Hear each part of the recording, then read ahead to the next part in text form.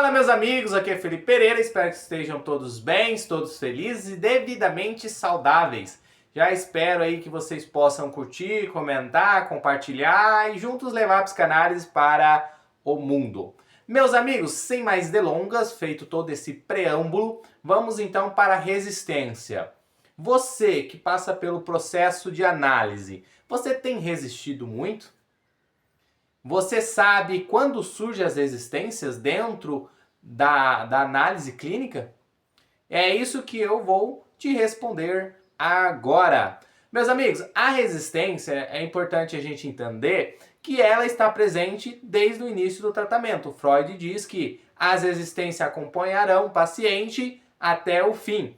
Ou seja, mesmo que você seja um psicanalista, que tem estudado toda a obra de Freud, a hora que você passa pelo seu processo de análise, você vai enfrentar resistências, porque ela é uma condição do tratamento. Inicialmente, Freud entendia a resistência como um empecilho que atrapalhava a análise.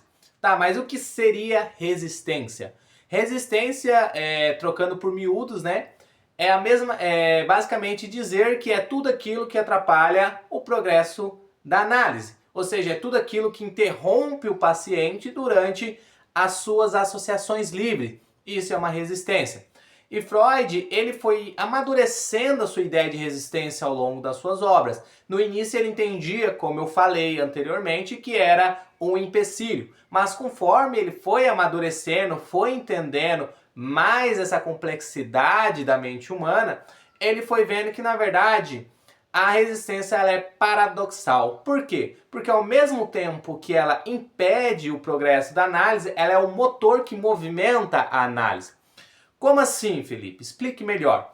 Por exemplo, o paciente está lá na sessão fazendo a sua associação livre, né? Para quem não sabe, associação livre é o paciente poder falar livremente o que vem à mente, né? Para poder fazer assim para que o psicanalista possa fazer uma dedução do que está acontecendo ali, né? Quais são, o que aqueles conteúdos querem dizer.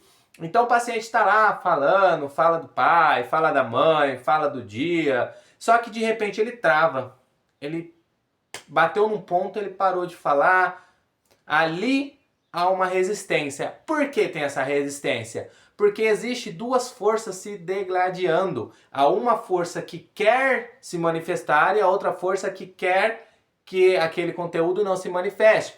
Então o psicanalista vai observar com atenção flutuante, olha, e vai traduzir para o paciente, falar, olha, parece que chegamos a um ponto onde você não consegue falar livremente, né? Ou tocamos num assunto que parece te incomodar. Aí você vai apresentando essas resistências para o paciente para que ele consiga superar elas, né? Freud fala fazer o trabalho de elaboração para que desgaste essas resistências para que ele possa voltar a fluir na sua fala, fluir naqueles fluxos que estão impedidos, né? Aqueles fluxos de pensamentos que estão impedidos de seguir o seu curso.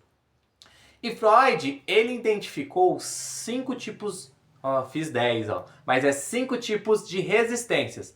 E quais são essas resistências?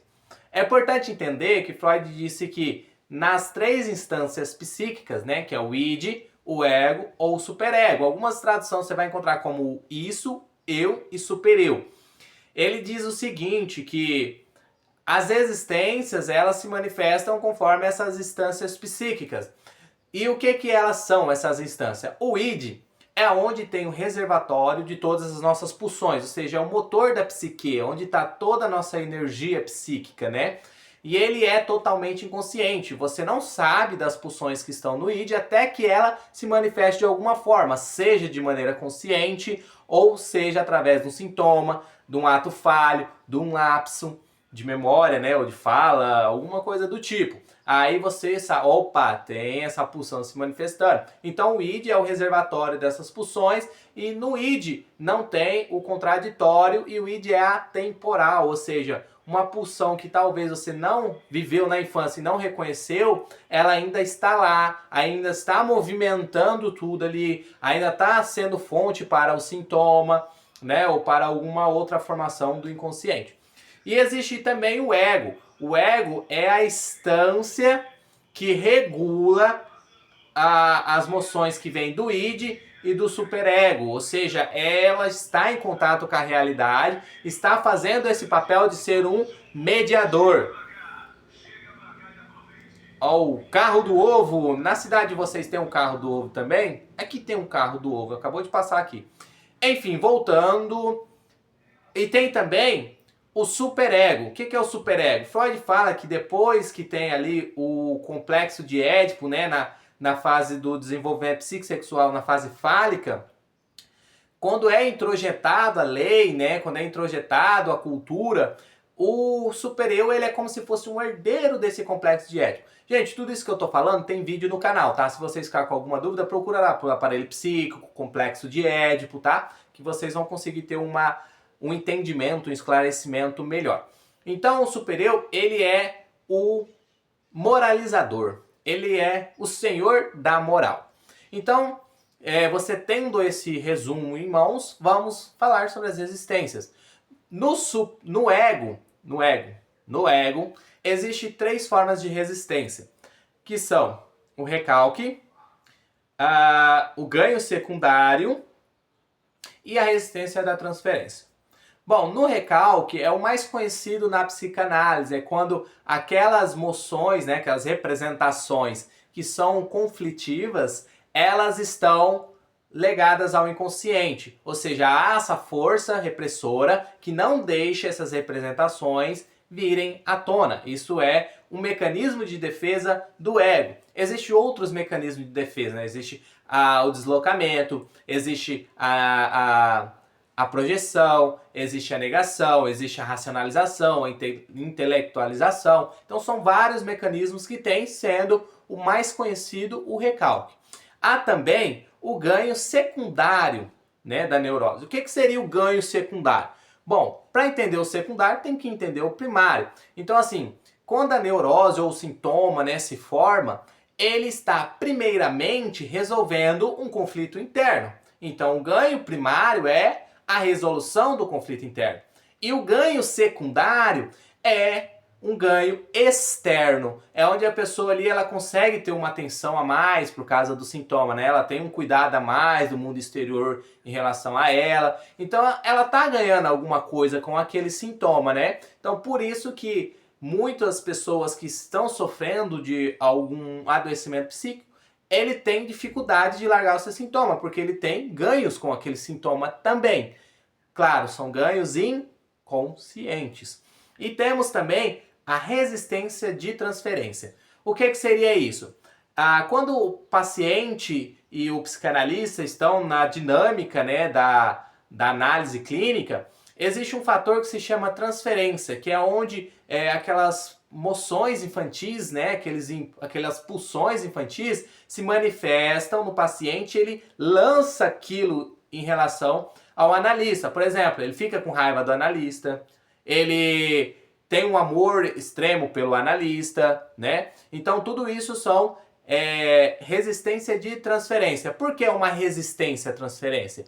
Porque ao invés do paciente relembrar, trazer para o consciente aquilo que está inconsciente, ele atua. Ou seja, ele faz tudo aquilo, raiva do analista, amor ao analista, né? Mas ele não consegue pensar conscientemente que aquilo, olha, eu tenho raiva do meu analista, mas na verdade eu tenho raiva do meu pai, é raiva da minha mãe. Ele não consegue pensar isso conscientemente. Então por isso que é uma resistência, porque ao invés dele lembrar, ele atua. E no id também tem a sua resistência, que é a compulsão à repetição, ou seja, há uma certa inércia da pulsão, onde o paciente fica revivendo o trauma, e ele não consegue sair daquele ciclo, né? E isso, para Freud, é uma das resistências mais difíceis de conseguir elaborar. Porque, por exemplo, vocês podem ver ali, às vezes, uma mulher ou um homem que vive um relacionamento completamente falido, só que ele não consegue sair daquilo. E quando você vai investigar, você vê que as relações infantis dele com pai, mãe, eram a mesma coisa. Mas ele fica preso àquele ciclo, aquela repetição.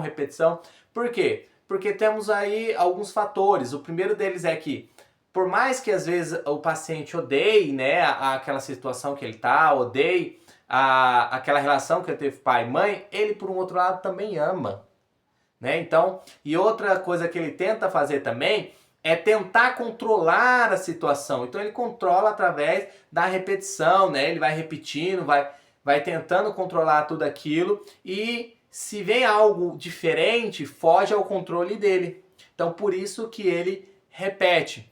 E temos também as defesas do superego.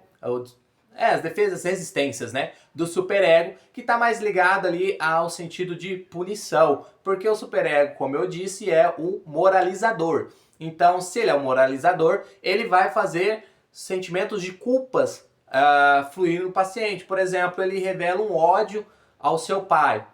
Opa, ele conseguiu trazer à consciência o ódio, mas ele vai resistir sentindo culpa por ter aquele ódio e ele vai buscar uma punição, que seria regredir o tratamento, que seria achar que não é digno de alcançar alguma coisa, né?